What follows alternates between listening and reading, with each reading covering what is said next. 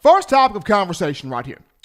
Nick Saban spoke with ESPN's Maria Taylor on Instagram Live and about a week ago and talked about how the Crimson Tide has been adjusting, the coaching staff has been adjusting, the players have been adjusting.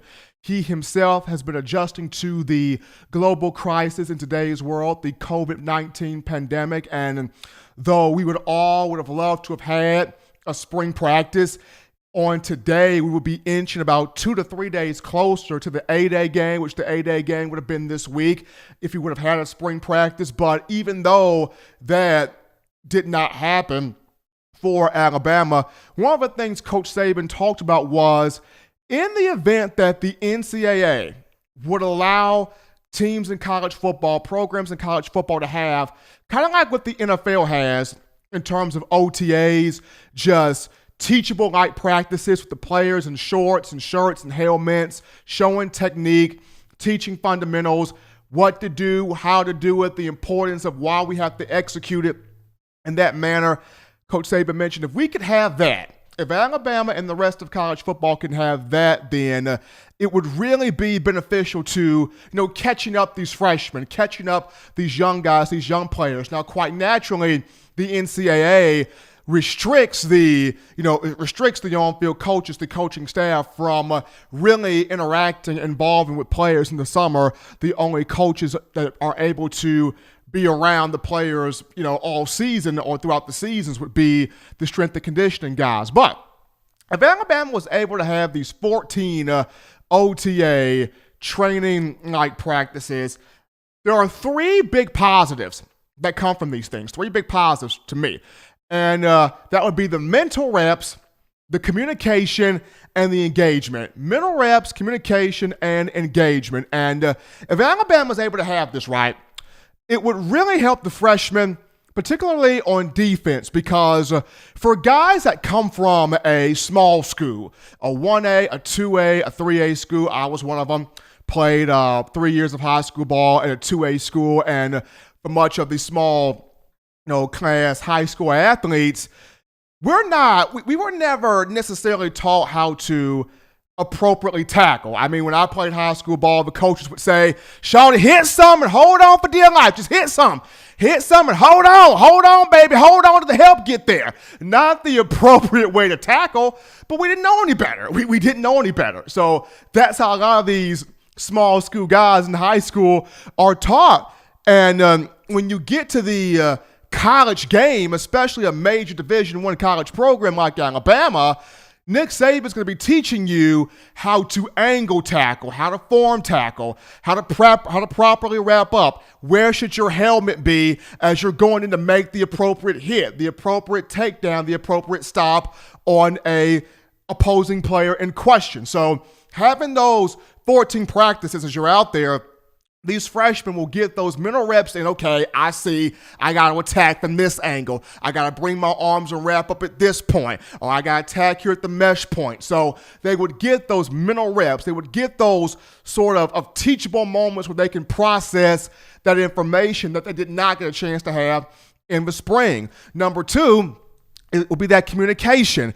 Alabama would have a opportunity to not go through the situations it's been through in the last 2 seasons, which have been the lack of communication, especially on defense. If you're able to have the 14 preseason camp practices in the summer, you can already start to get that continuity, get that one-on-one communication to where coaching staff knows what it's doing, coming from Nick Saban, and then the players know what they're doing, coming from the coaching staff, and they can disperse the information amongst themselves. So the mental reps would be there, the communication would be there, and number 3, the engagement. Nick Saban is all about engaging with the players. He wants to interact with these guys. And I know it's difficult for him right now due to you have Zoom, you have FaceTime, you have all these virtual apps, but there's nothing like that one-on-one communication.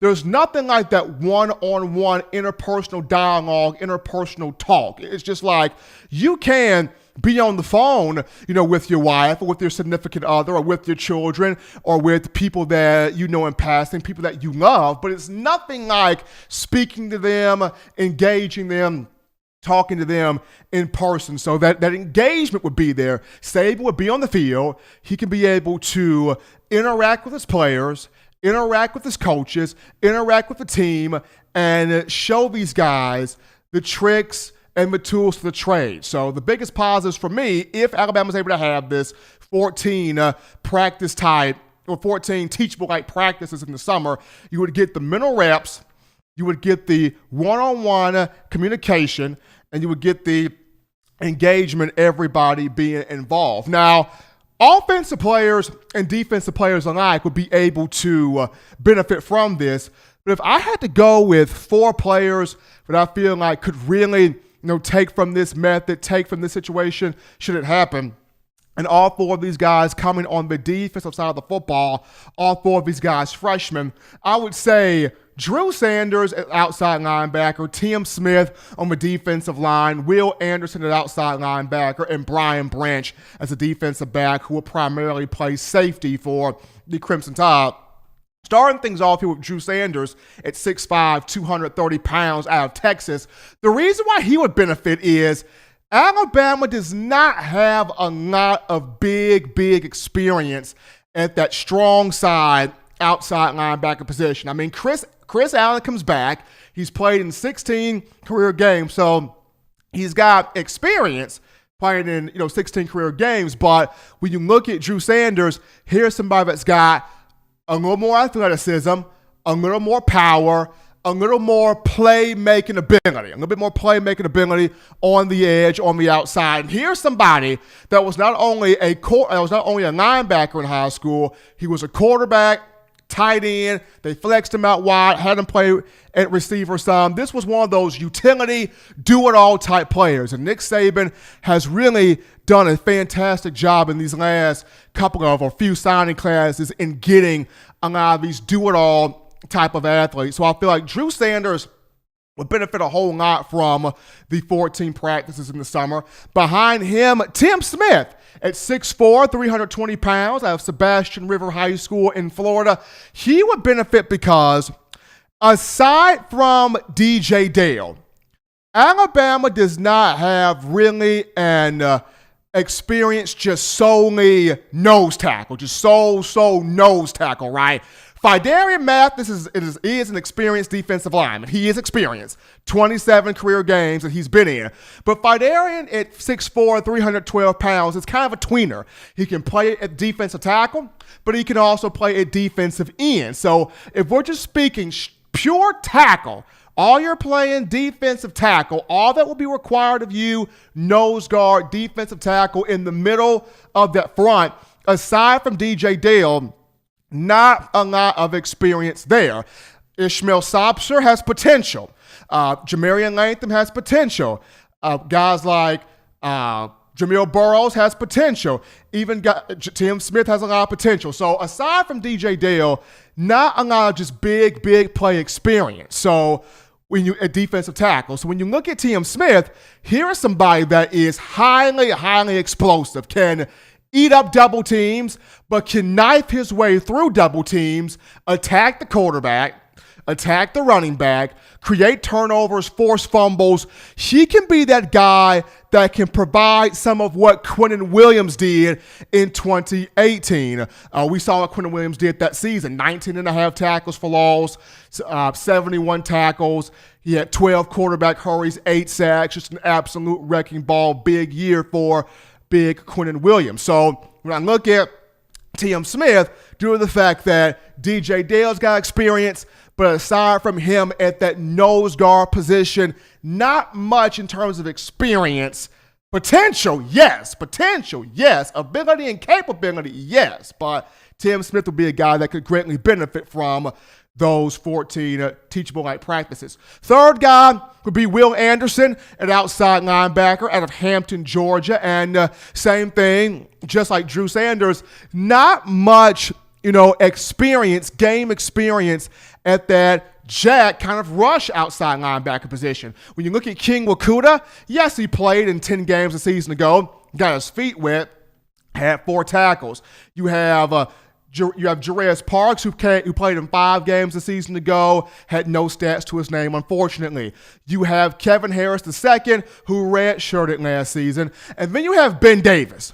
Ben Davis, of whom the talent's been there. It's always been there, but the mental process, being able to put things together mentally and just focus in, will this be his year to completely lock in, lock focus? That's the big question right now. But Ben Davis has played in 13 games for his career. Got his first sack of his tenure last season against Mississippi State. When I look at Will Anderson, if Alabama was to have the summer practices, he could be able to absorb the information quickly, catch on fast, learn at high speed, coming off the edge, setting the edge, affecting the quarterback, understanding what Sal Sunseri, what Freddie Roach, because you kind of got to know at the same time that Will Anderson will also walk down and play some of that defensive end spot, also walk down as an end there in the box, and then also, do what Nick Saban's going to require of him as, doing the right play, doing the right thing time and time again. So Will Anderson would be the third guy. My fourth guy, give me Brian Branch, the defensive back out of Tyrone, Georgia, Sandy Creek High School. This is somebody of whom led Sandy Creek. He was their interception leader. He was their career leader in interceptions, and a guy that is a highlight safety. Some guys are box safeties. Some guys are coverage safeties. Some guys can do a little bit of everything, be everywhere, and be highlight safeties, and that is what Brian Branch is. He just jumps off the page. His tape jumps off the page. When you watch him on film playing at Sandy Creek, his ability to jump the route, his ability to create turnovers, his athleticism, he can tackle, he can be physical, but he is an absolute ball magnet. And on his Twitter account a couple of days ago, he quote tweeted a video from Minkah Fitzpatrick, and he put idol above it. So he idolizes Minkah Fitzpatrick. And for you Bama fans out there have been a lot of great defensive backs that have played for the Crimson Tide, especially in the Nick Saban era. But the two most favorite ones that you guys would have would be Minkah Fitzpatrick, number one, and a close two would be Eddie Jackson. So when watching Brian Branch, he does jump off the film, he does jump off the tape, and when you look at the secondary, after Daniel Wright and after Patrick Surtain, other guys have had experience, but here's a situation for Brian Branch to really kind of knife his way in there and create some headway for himself. So those would be the 4 guys that I would have. We're going to go to our first break here on In My Own Words, the podcast. Don't touch that dial. Just getting started on a Wednesday. Upon our return, we dive into your phone calls, tweets, text messages, thoughts, questions, and concerns after this.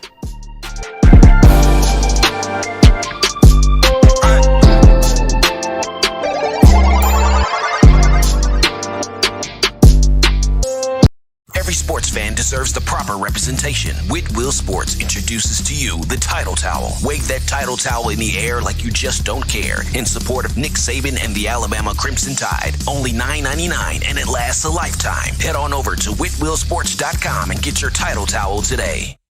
Touchdown Alabama Magazine is Alabama football's premier publication. A subscription to Touchdown Alabama Magazine is the perfect gift for any Alabama fan. For exclusive news and information, recruiting updates, a free annual print magazine, and more, go to touchdownalabama.com and click join. Only $5.95 per month or pay $49.95 for a full year subscription. That's a saving of almost $22. Make sure to subscribe before it's too late and get our new freshly printed end of the year magazine issue. Go to touchdownalabama.com today and roll Tide.